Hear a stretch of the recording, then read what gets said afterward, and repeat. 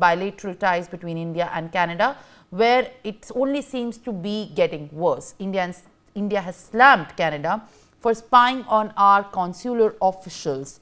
The MEA has informed the Trudeau government that our diplomats have been and continue to be under audio and video surveillance, and that their communications have also been intercepted. India has formally protested to the Canadian government and has deemed these actions to be flagrant violation of relevant diplomatic and consular conventions.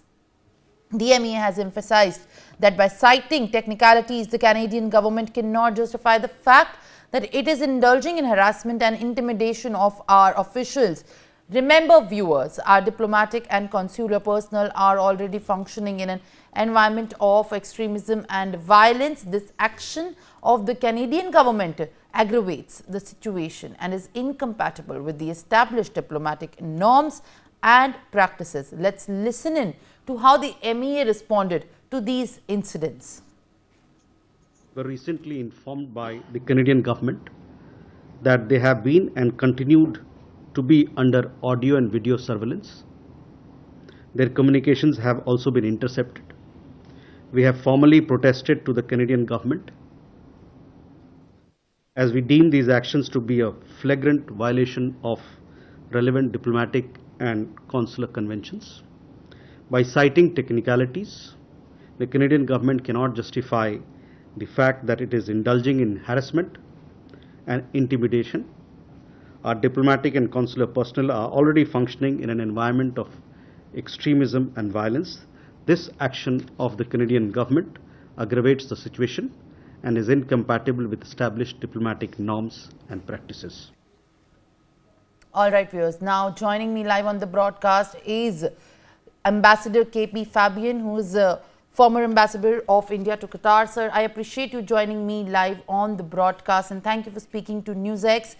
At this point of time, when a lot, in fact, has been carried with the kind of relations of India and Canada, now the latest stir, which in the recent incidents has been the surveillance of the diplomats of Indian diaspora done by the Canadian government, and a formal protest has now been lodged against it. How do you view this entire incident by and behest of the Canadian government unfolding? Well, let me put it this way. It is clear that the current Canadian government wants to escalate the matter. It has no intention of de-escalating and restoring normal relations between the two democracies. And the second point is that it is wrong and it's against diplomatic norms. It is against the Vienna Convention to keep the diplomats or consular officials under surveillance, visual or auditory. Because imagine I am in Canada as a diplomat and I want to talk to somebody. And how can I talk freely if I know that someone else is eavesdropping? And in fact, even if I were not a diplomat, it is an invasion of my privacy. Now, let us assume for the sake of argument that a particular consular official has done something wrong. Suppose, I am not saying he has or hasn't. Now, in that case, Canada has two options. One is to tell India diplomatically, listen, there is this official who we have evidence has done something. Well, he can be quietly withdrawn. And if that doesn't happen, he can even be expelled. But to continue surveillance on diplomats or consular officials is wrong legally, morally, and it's against diplomatic norms. And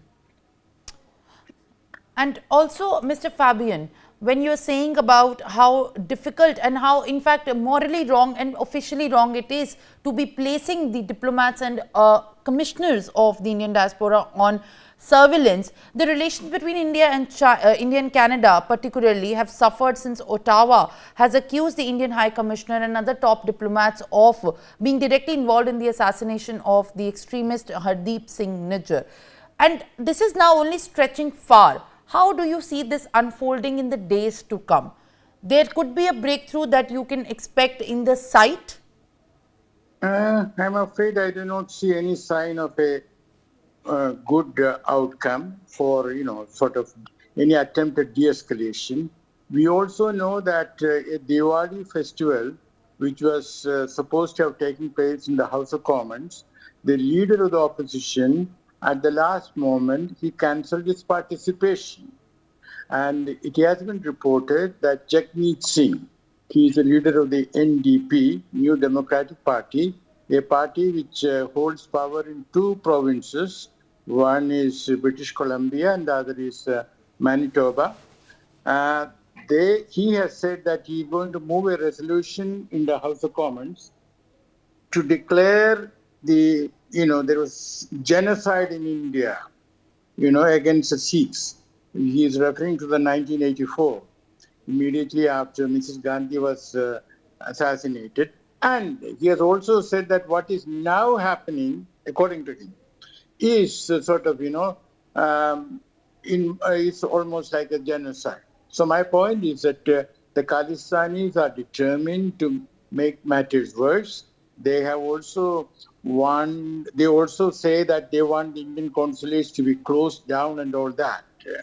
So the only remedy which I can think of is that the non-Sikh population or the non-Khalistani Indian diaspora, which is by far the majority, the number of Khalistanis is small, but they are active.